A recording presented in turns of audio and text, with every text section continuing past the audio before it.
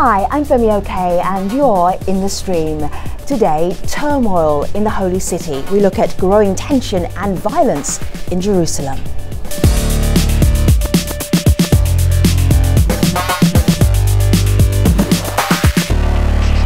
So if I had to sum up what was happening in our online community, I would say that there's one line of thought here, one line of thought here, and they are never going to meet in the middle. Did I predict right, Malika Bilal? That's a good prediction. It's a good way of putting it. People are pretty deeply entrenched on either side, and there's really no crossing that divide. And so, of course, this is a live conversation. So we want your views in it as well. You can tweet us your questions and comments, no matter what side of the divide you stand on. Just make sure you use the hashtag AJStream.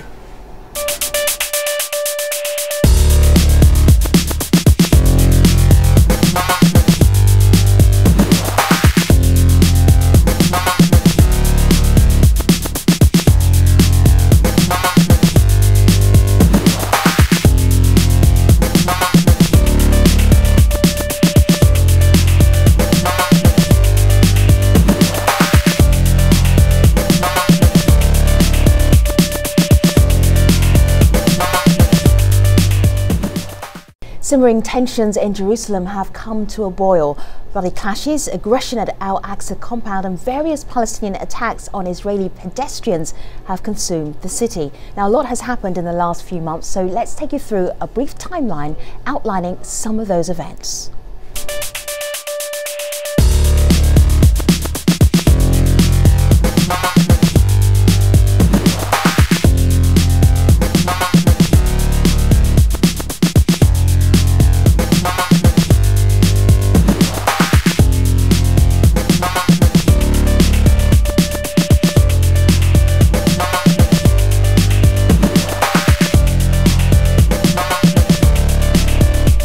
So the site where Al-Aqsa Mosque is located is the holiest in Judaism and is called Temple Mount by Jews because of the Jewish temples that stood there in biblical times. Muslims call it Haram al-Sharif, or noble sanctuary, and it's their third holiest site. Now, as the city experiences a level of unrest it hasn't witnessed since the year 2000, fears of a third Palestinian intifada or uprising are growing. So what's the future of Jerusalem? Joining us to discuss this via Skype from West Jerusalem, Haviv Retik. He is a political analyst at the Times of Israel. Also living in West Jerusalem, we have Alana Shannington. She is Director of Community Relations with Stand With Us, which aims to enhance Israel's image in the eyes of the world. In East Jerusalem, Farah Abu Kader is a nursing student at the Hebrew University. She's also the cousin of MAHMOUD Abu Kader, who was killed by right-wing Israelis in Jerusalem on July the 2nd of this year. And finally, also in East Jerusalem, filmmaker Talal Jabari. It's good to have you all here in the stream, everybody. Haviv, if you were to describe the atmosphere in Jerusalem today, right now, what would you say? I think it's very tense. I think it's dangerously tense. I think we're going into a period we don't really know how to get out of. There's almost too much blood spilled. There's too much rhetoric for people to climb down off those trees now. And I think it's going to be a long time before the city quiets down. There are also too many forces from outside who are sort of encouraging and looking to start a war, essentially. Forces from outside, you mean what? I mean, openly. I mean, publicly. Hamas has called and urged and demanded and you know that the Palestinians of East Jerusalem begin a fight. The Islamic movement, the northern branch in Israel, has said that the Jews are trying to take Al-Aqsa. They're trying to destroy Al-Aqsa. The archaeological digging on the Temple Mount, which is open to the public, but most of the people who hear this haven't been there, so are saying that the Jews are destroying it, and therefore, you know, the Muslims need to march on it. So there's a lot of incitement from that side, and that we're seeing the results of that in the streets. Well, Haviv lives in West Jerusalem. I actually want to go to East Jerusalem with Talal. Talal, for you, everyday life is like what right now? What's the atmosphere like in East Jerusalem? Well, I mean, you know, we don't need to be encouraged by any rhetoric. I mean, we see it on the streets. Wherever you look, there's lots of border police, which is this paramilitary force that you know that are stopping cars. They're stopping young men. They're nightly incidents where you have major points of conflict in Beit Hanina and Shafat and in various neighborhoods in Jerusalem. It's very tense. Wherever you go, I mean, even police are coming out in force and giving tickets to any Palestinian driver they see. I mean, it's really random, but it's there. I mean, we're broadcasting to the world here, so any Palestinian driver the police see receives a driving ticket. Is there a little bit of hyperbole going on, or you're absolutely telling us what's happening right now?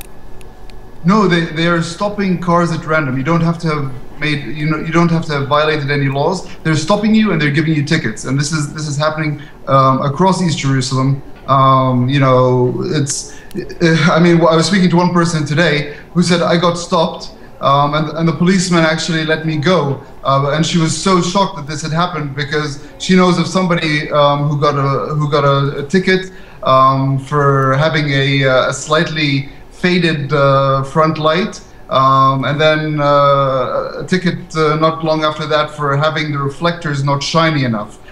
So it's really actually that specific, that they're actually in East Jerusalem to continue this harassment and to escalate events as far as we can see. Well, Talal, there are people online who are really echoing what you're saying, and they're telling us that in answering the question on what life is like in Jerusalem, it really depends on where you are. So from East Jerusalem, George tweets in saying, sometimes you can't get home because of tear gas. The sight of Israeli military, often teenagers, with machine guns everywhere is scary. Streets and shops smell of sewage. They spray to disperse the clouds. It's disgusting. But Ilana, I want to read you this next tweet, which is from West Jerusalem. This is Avi, who says, it depends where you are. In West Jerusalem, where I live, it's mostly quiet, but the tension is palpable. East Jerusalem has seen the most trouble. And Ilana, I know, of course, you are in West Jerusalem and you did see an attack. Yes, I did. I'd just like, before I answer your question, you forgot also the kidnapping and murder of 3 teenage Israeli boys, Eyal, Gilad and Naftali, in your timeline. That happened just shortly before the horrific murder of Muhammad Abu Qadir. I'm humbled to be in front of the cousin of this murdered teenager to tell you in the name of all Israelis, we are so sorry for your loss, and there's no words that I can say to make up for it.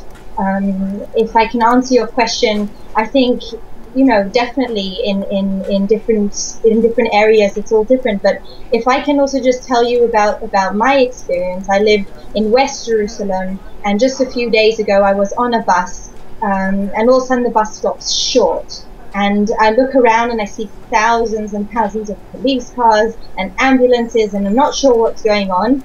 And then basically just in front of me I see a scene of complete chaos, and that's because there was a terror attack. A private vehicle was used, driven into the light rail of Jerusalem, which is a main source of transportation I use every single day as a student in Jerusalem, and basically just ran over innocent pedestrians that were just standing there. It's not just palpable, it's not just tension that you can feel, it's everywhere. It's not really much of a separation between East and West, because in West Jerusalem, these terror attacks are happening. I think these clashes are all over the place, and it doesn't really matter where you are. Everybody is suffering from the situation. Ilana, if you're living there and so you feel this sense of tension and threat, how do you make sense of why it's happening right now?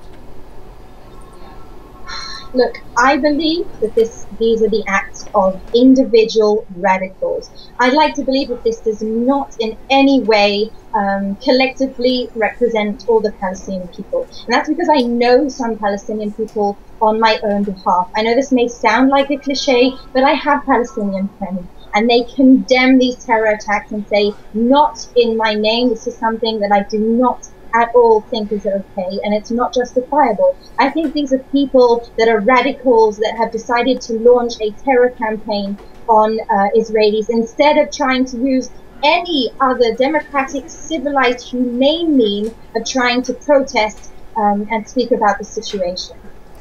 Can I interject here, Femi? Go ahead. I mean, it's very easy to use the word terrorist. I mean, that automatically discards the whole situation. It's just terrorism. But I mean, you know, what would drive a rational man who's married and has children to go and take his car and plow it into people? I mean, you can label it what you want, but this is a sign of desperation. You don't have, you know, dozens of teenagers since the brutal killing of Mohammed Abu Khdeir demonstrating on a nightly basis because somebody's giving them instructions. They're not risking their lives because somebody's sending them out there to throw stones. They're throwing stones and they're protesting. And you have people that do these absurd acts like running people over with their vehicle because they're frustrated. There's a situation here, it's a perpetual situation in East Jerusalem where Palestinians are being harassed on a daily basis. This isn't something new. It's gotten to a point though where people can't take it anymore. So Talal, let me just show you this. Yeah, go ahead. Yeah, I just wanted to respond. Look, Talal, I can't possibly imagine what's going on in these people's lives, and I don't even want to try to imagine and put myself in their place. I really, really can't. But I have to point out something very, very simple. It would have had some small grain of truth that these acts are an act of desperation of individuals if these attacks were directed at the police, the military, the government even. But these terror attacks are deliberately and intentionally targeting civilians. Talal, are you aware that there is a current online social media campaign calling for murder of Israelis through terror vehicles? How can this be an act of desperation when this is very clearly a premeditated, widely orchestrated and intentional terror campaign that is also the calls to violence are public. Social media. There's multiple campaigns. So Alana, just hold tight for a moment. Haviv, I hear you. Talal, I know you want to respond back. Let me just bring Thora into the conversation. Thora, how do you want to respond to Alana? First of all, I want to say that we keep saying East and West Jerusalem, where first of all, it's all one Jerusalem, and wherever you go, there are Jews and there are Arabs everywhere. West Jerusalem is not only for Jews, and East Jerusalem is not only for Arabs. So everywhere in Jerusalem now is kind of chaos, and wherever you go, it does not depend on where you are. And also, those what you call terror attacks,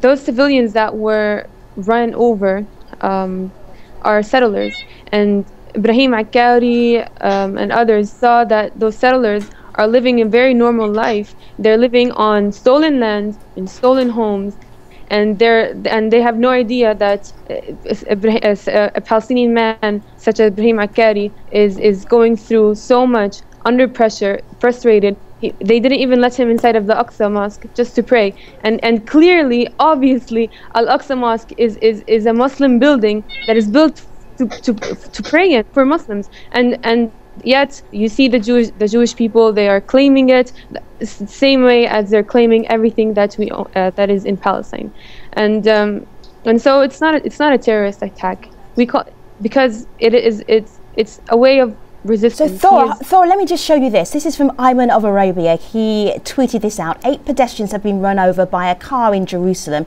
These are reported images, and here you see a pedestrian here on the floor. Now, somebody who owned the car who did this was a Palestinian. Can you actually feel comfortable about that actually happening? You're giving us a framework. You're giving us an understanding of why it's happening.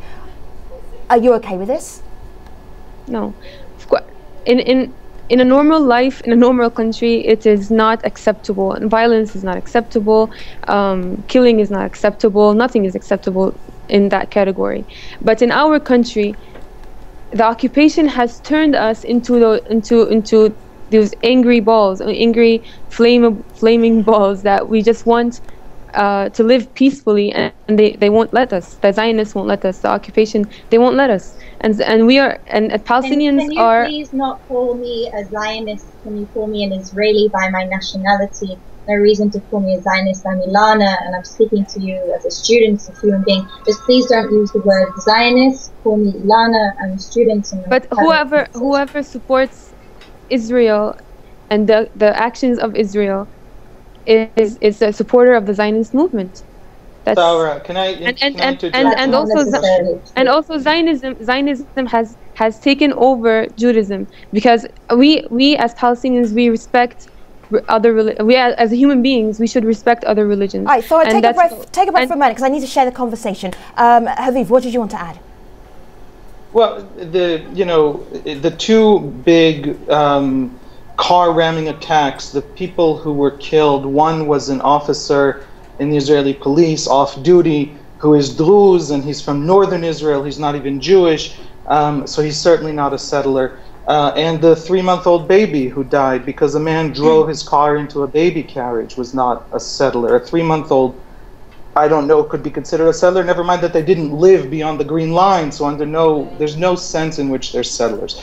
If by settler you mean that all Jews in this land, in either side of the Green Line, are people who can be killed because they stole Palestine, then now we're getting to the real conversation. And the real conversation is, do we have a right to be here? And is there any circumstance in which this war ever ends? And if you ask Hamas, and if you ask the people shouting in Al-Aqsa Mosque over the last 3 or 4 weeks, they'll say, absolutely not. We have no right to be here. But as Ilana said, we're an entire nation. We're not a bunch of little colonialists who have anywhere else to go. We speak a language no one else speaks. You study at one of our universities. We establish universities. That is what we are, and we're not going anywhere. So if we can get to that conversation and recognize that when you kill a 3-month-old baby on purpose, you're a terrorist. By the way, when your cousin was killed, he was killed by how many 3-month-old babies were killed in Gaza, Aviv? How many? Let's count. And how many people were killed? A person, if in Gaza a soldier aimed at a 3-month-old baby, that soldier is a terrorist. And the people who killed your cousin are terrorists. You're comparing apples to oranges here. You're comparing apples and oranges here. We're talking about a few individuals. Let me get this straight. I don't condone killing any children, all right, regardless of who it is. But you're talking about a few Palestinians who have been pushed to this, right? Compared to the systematic, continuous killing of Palestinians by the Israeli army. You mentioned social media campaigns to go out and ram people with their cars. How many social media campaigns are there that encourage the killing of Palestinians like they encourage the killing of Khalid? Okay. Just like the people celebrate. All right, guests. While the guests are speaking at once, I'm actually going to ask guests just to all hold tight just for a moment. I hear all of you, but I also want to share the conversation with our online community as well. Just to hold tight for a second, Malika. Well, I will say that this tweet came from Justice Truth, who is expanding our knowledge of the attacks across Jerusalem. And Justice Truth says, what about the 5- and 8-year-old girls that were run over and killed in October by settlers and no charges were brought there? But I actually want to push this conversation along a little bit. And Talal, take us to what online people are saying is the heart of the recent tensions, and that is the Temple Mount, that is Masjid Al-Aqsa. So on Twitter, Al-Haji writes in, Masjid Al-Aqsa should be left alone, for it will spark Muslims in the whole world to revolt. And he uses a hashtag that we've seen online, hands off Al-Aqsa. Now on the other side, we're seeing tweets like this. This is from Ari, who says, the root of the problem is Islamists who refuse to share hashtag Temple Mount. It's Judaism's holiest site, and Jews just want to pray there. So, Talal, I'm interested in your thoughts on right-wing Israelis who are trying to push for more access to a greater measure of the area. What do you think about that? First of all, I think these right-wing Israelis should be listening to their rabbis who say it's against their religion to actually go up there. But more importantly, I mean, regardless of who was here first, I mean, the Israelis always like to go back to that discussion, right? It's a Muslim site. The Aqsa is not one small building. It's the entire walled area of the compound. That's the Aqsa, and this is the 3rd holiest site to Muslims. Why should we share it? We're not the ones that destroy the temples. The temples weren't there when we built our mosques.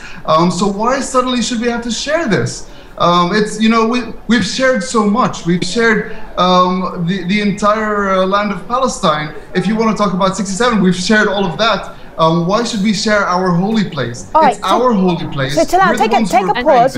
You threw out a question there. Let me see if Alana, is that something that you can respond to? Why should Muslims share their holy site? that also, let me just show you back here so everybody gets an idea of where we're talking about. This is a Google view. This is the Al-Aqsa Mosque here. This is the entire area here is also known as Haram al-Sharif and Temple Mount. So you can see that we've got Muslim holy sites next door to Jewish holy sites. Muslims are saying, why should we share our holy site? Thanks, Femi. Talal, you said you don't want to compare apples and oranges, so I'm not going to do that, but I will point out the fact that you just explained that the Al-Aqsa Mosque is the third holiest place in the world for Muslims, that's after Mecca and Al-Medina. For us Jews, and I am a religious practicing Jew, what we call the Temple Mount is the holiest site in Jewish religion. I have never ever, for the 25 years that I have been alive, been allowed to go up to Temple Mount and pray. I am allowed to visit there at certain times, but I am never ever allowed to pray. If I so much as utter the words, I will be arrested on the spot by the Muslim Waqf, who has total control of the area. So if you're saying why it should be shared, if it's the third, have you seen the Western? Have you been to the Western? You might be. All right, guess one at a time. All right, guess. Hold on, hold tight. Alana, Talal, Thora. Hold on 1 second. Alana, I hear you. Hold tight for everybody. All right, I'm going to fade them all down just for a second. There we go. All right.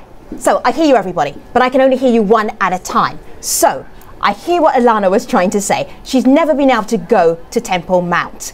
Thora, your response is what? Well, let's talk about this Temple Mount, okay? They are claiming that there is a temple underneath Al-Aqsa Mosque. So it's been so many years since the digging under Al-Aqsa has been going on, and still they haven't proved anything that there is a temple under there. All right, so Thor, your whole point is that you don't even think it's a Jewish holy site. You're actually even contending that. Well,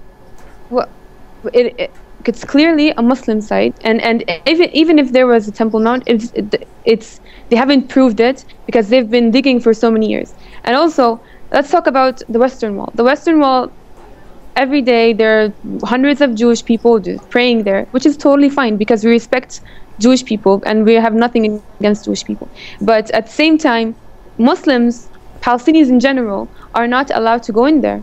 And why is that? All right. And if we go in there, we actually hear as an international community why there's so much friction, even between two very polite guests. We hear that friction. Malika. Well, online people are taking us to then what is the future of Jerusalem with all of this friction. And on Facebook, Paul writes in, the rights of both Israelis and Palestinians to live in and to visit the city must be protected, whether that be through partition, internationalization, or shared sovereignty. All right. So this conversation isn't over yet. Malika, are you still taking tweets? Of course we are. Okay. And they're coming in fast and furious. All right. Can you give us a sense of what's actually happening online? I would say that it is just as divided, but a lot of people are asking about this future, and some people are even bringing in the idea of a potential third uprising or intifada. Right. And that's somewhere that we can go actually in the post show. I'm taking all of the guests to stream.aljazeera.com. So we have Haviv Rettig, he's a political analyst for the Times of Israel. Alana Sherrington is Director of Community Relations with Stand With Us. Talal Jabari is a filmmaker, and Thora Abu Kader is a nursing student. She is also the cousin of Mohammed Kader, who was actually murdered on July the 2nd of this year, shortly after the burial of 3 Israeli teens who were also kidnapped and murdered. Very contentious subject. We're taking it online, stream.aljazeera.com. Let me tell you about the next AJ stream. So we are going to Africa for the next conversation. After the revolution, what comes next for Burkina Faso? We'll discuss the prospects for the country's future in the next AJ stream, but stay with us. The post show is next. You know the address, stream.aljazeera.com. Malika Bilal is looking out for your tweets, and we will take the conversation right there. Thanks for watching. We'll see you online.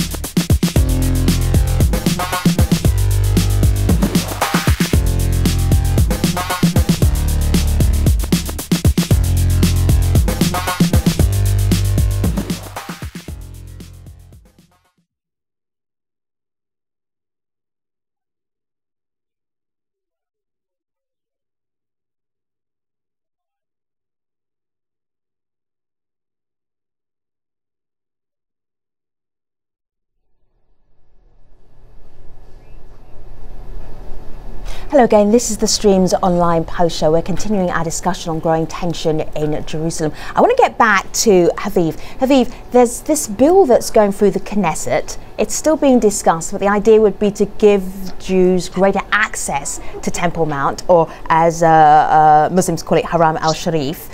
Can you give us an update as to how this actually happened, and do you think it will pass?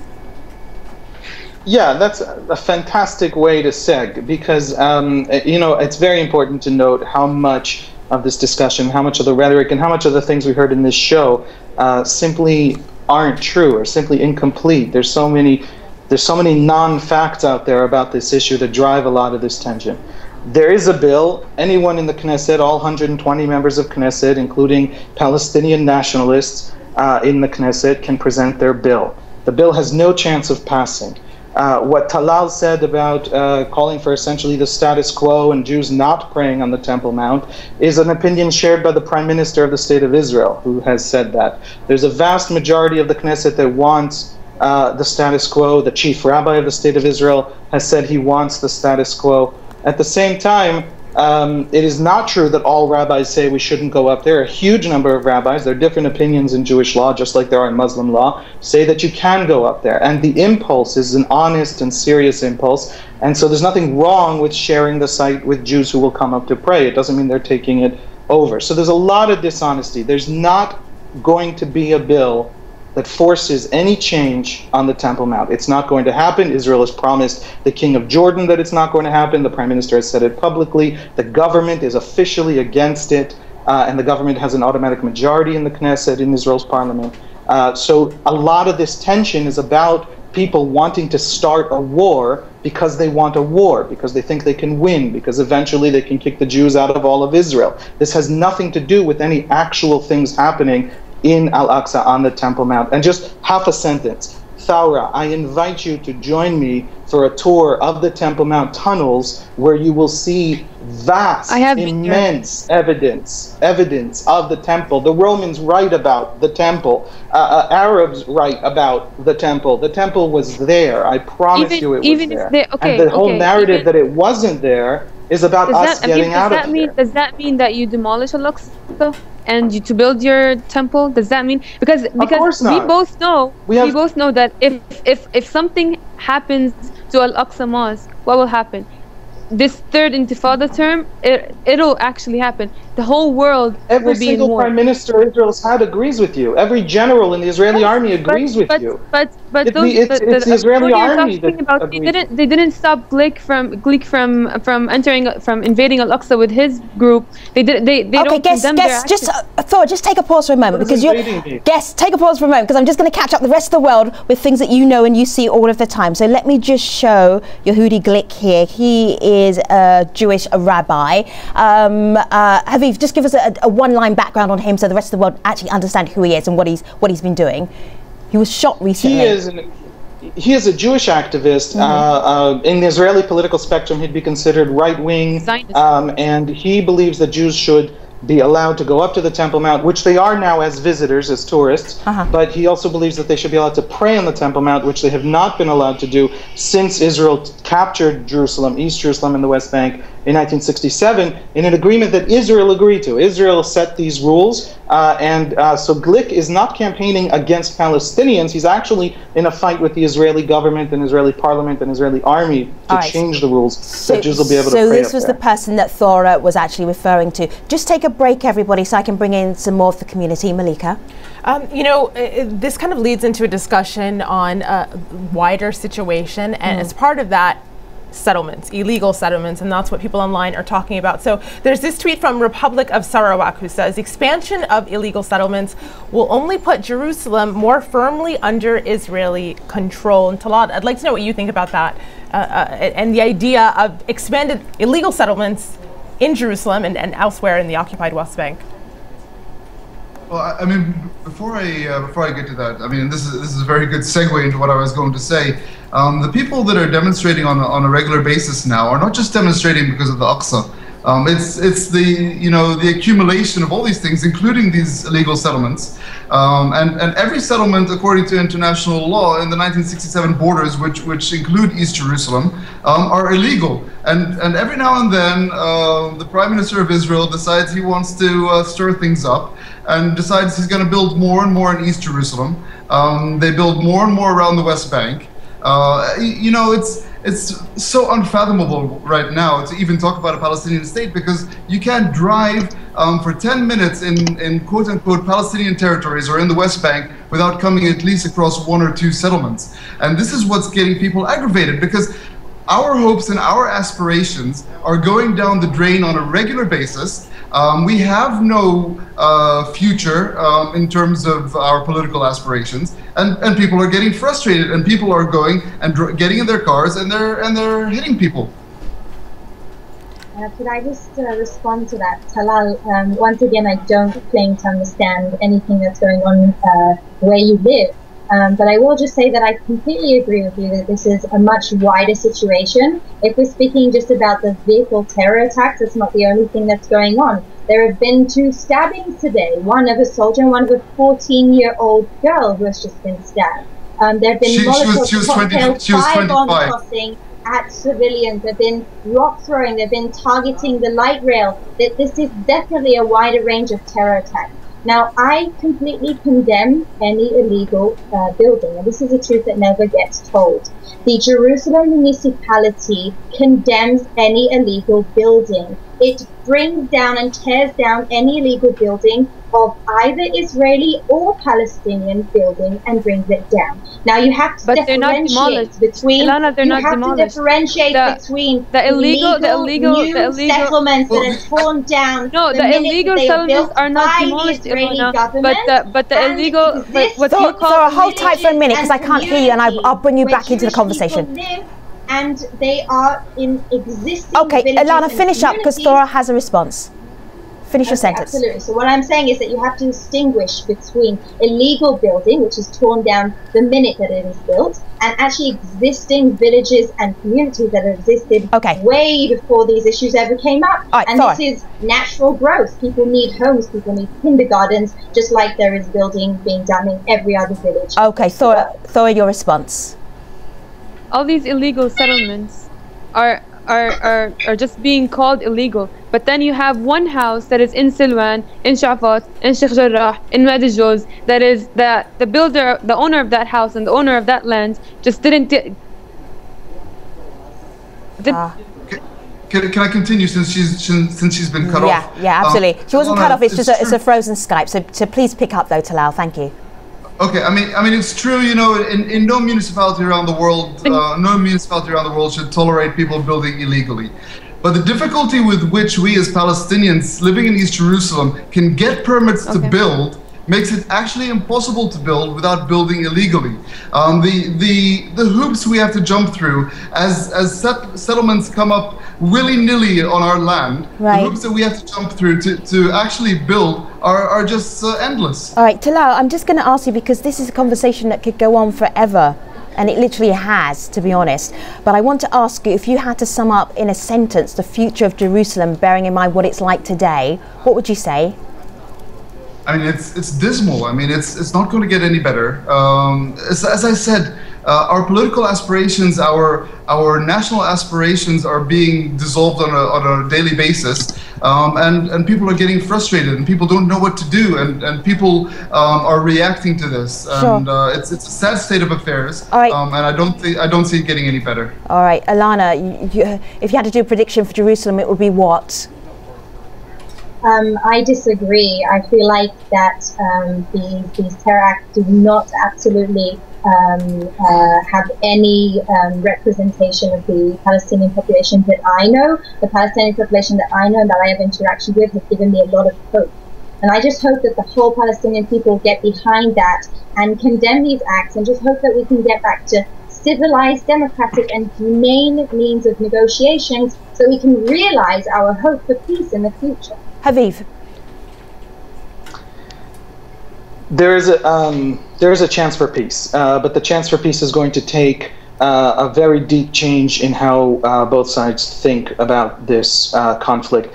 For 15 years, we've had hundreds and hundreds of polls of Israelis. Israel has pulled out of Sinai and taken down settlements. It has pulled out of Gaza and taken down settlements. It has given land in the peace treaty with Jordan in the southern desert. Israel has no problems giving up territory for peace. Most Israelis today, if you literally go to every poll, vast majorities are willing to exchange land for peace. The problem is they do not believe on the other side peace is on offer. They don't believe what Talal is saying, that the violence comes. All right, Haviv, I was asking for the future of Jerusalem, not a whole history breakdown of the whole conflict between Israelis and Palestinians. Jerusalem is made up of people. Yeah. If people can change, then Jerusalem can change. All right, thank you. Nice to be succinct there right at the end. Thora, good to have you back. Just time for you to give us your one thought on the future of Jerusalem. The future, unless the occupation ends, I agree with Talal, it'll be worse and worse in the future. But I also want to tell Ilana, there is no such thing as civilized nor democracy in the same sentence as Israel and what we call it, the occupation, because occupation and democracy don't go together. And unless the occupation ends, we will not be any better. And Al-Aqsa Mosque is the red line, and if it's crossed, the situation will be worse. Okay, I'm going to leave the thought there. I know all the guests are ready to debate right all over again, but I'm going to wrap it up there.